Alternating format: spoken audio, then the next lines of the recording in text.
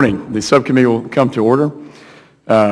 Today we have a joint subcommittee between the Oversight Subcommittee and the Intelligence Subcommittee. We're meeting today to hear testimony regarding the Iranian terror operations on American soil. The Iranian government is a threat to the international community, building weapons of mass destruction. It is a threat to the Middle East, dominating the region through intimidation and support to terrorist organizations. And now recent reports indicate that the Iranian government is a threat to the homeland security by attempting to assassinate the Saudi ambassador on our soil using drug cartels operating on our doorstep. Enough is enough.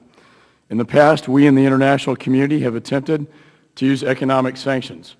It is obvious these sanctions have not worked. Our message to Iran should be simple. Continue threatening the national security of the United States, and there will be a punitive response. Our hearing today examines the threats from the Iranian government, the timid U.S. response, and the alternative courses of action.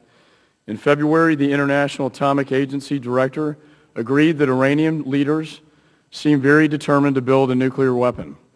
Additionally, Iran has declared it has successfully enriched uranium.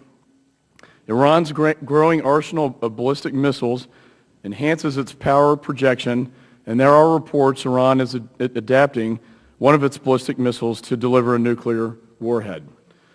The U.S. Department of State considers Iran the world's most active state sponsor of terrorism. Since its inception in 1979, the Islamic State has used terrorism as an integral part of its foreign and military policies. It provides funding, weapons, training, and sanctuary to numerous terrorist groups, most notably those operating in Iraq, Afghanistan, Lebanon, and other Middle Eastern countries. Iranian-backed political violence has killed more than 1,000 people in over 200 terror attacks, including the 1983 suicide bombing of American and French military barracks in Beirut, killing 299 people.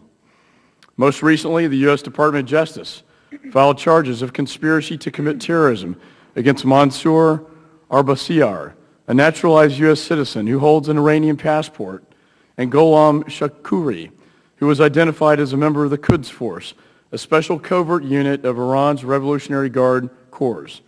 Shakuri is still at large and thought to be in Iran. The charges state that Mr. Mansour, who was living in Corpus Christi and at one point in time in my district in Austin, Texas, attempted to hire the Mexican drug cartel Los Zetas to assassinate the Saudi Arabian ambassador in Washington, D.C. We should be concerned about a nexus between Iran, Hezbollah, and the drug cartels. This plot indicates a dangerous escalation of the Iranian government's role in the sponsorship of terrorism. Remember that World War I started because of an assassination of a foreign diplomat. The Iranian government has established strong ties to Latin America. Presidents Ahmadinejad and Chavez are allies. Iran is focused on recruiting Venezuelan youth of Arab origin for use as intelligence and militant operatives. Some are brought to Iran for training. Sources claim that Hezbollah is involved in this operation.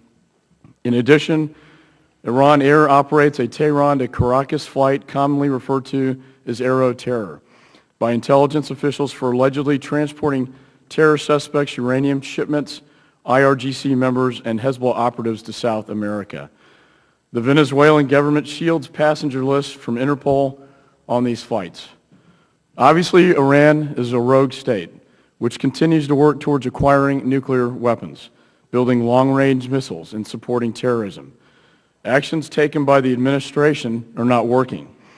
We do not enforce sanctions against Iran's central bank. Iran uses this bank to circumvent sanctions. Additionally, this bank assists the Iranian Quds Force in funneling money into terrorist groups such as Hezbollah and Hamas. Strict sanctions on the central bank of Iran must be enforced sooner rather than later. If it turns out that this Iranian assassination plot on U.S. soil was sanctioned at the highest levels of the Iranian government, then I believe military force should not be taken off the table. I look forward to the witnesses' testimony. We have a distinguished panel here today, and I also look forward to see what actions the Obama administration will take to demonstrate that the Iranian government's actions are simply unacceptable.